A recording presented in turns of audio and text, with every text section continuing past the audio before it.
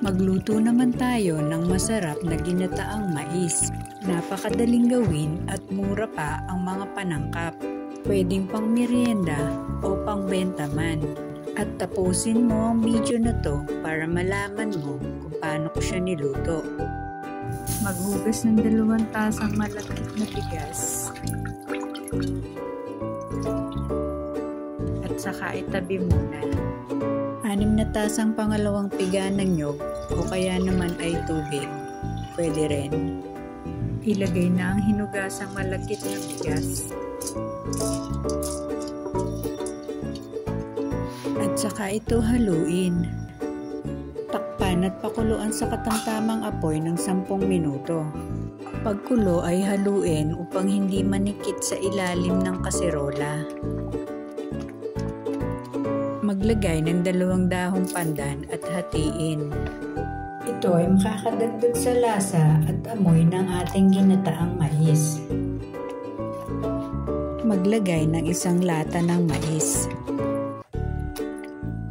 Maglagay ng kalahating tasa ng asukal na puti at haluing mabuti.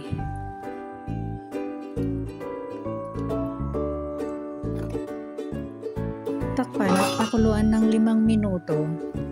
Pagkalipas ng 5 minuto, tuloy na haluin para hindi manikit sa ilalim ng kaserola.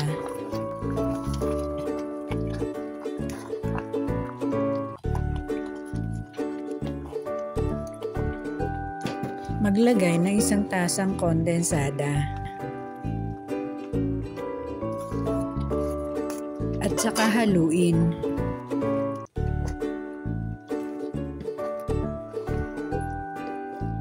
Maglagay ng 2 tasang unang piga ng nyog at sabay haluin.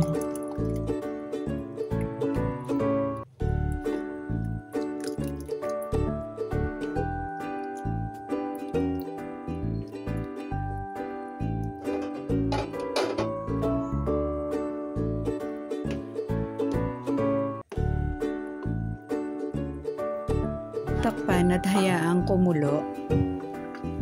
Pagkalipas ng ilang minuto, haluin lang mabuti hanggang sa lumapot ng konti ang sabaw at pwede na itong hanguin.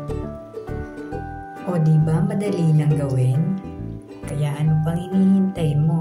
Lutuin mo na to. Salin sa mangkok at pwede nang kainin. Huwag kalimutang mag-like, share, and subscribe na rin sa hindi pa nakasubscribe.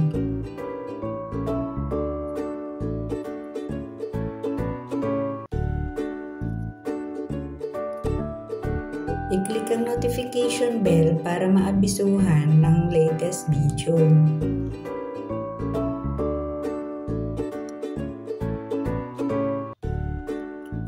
Napakasarap at tama lang ang lapot ng gata.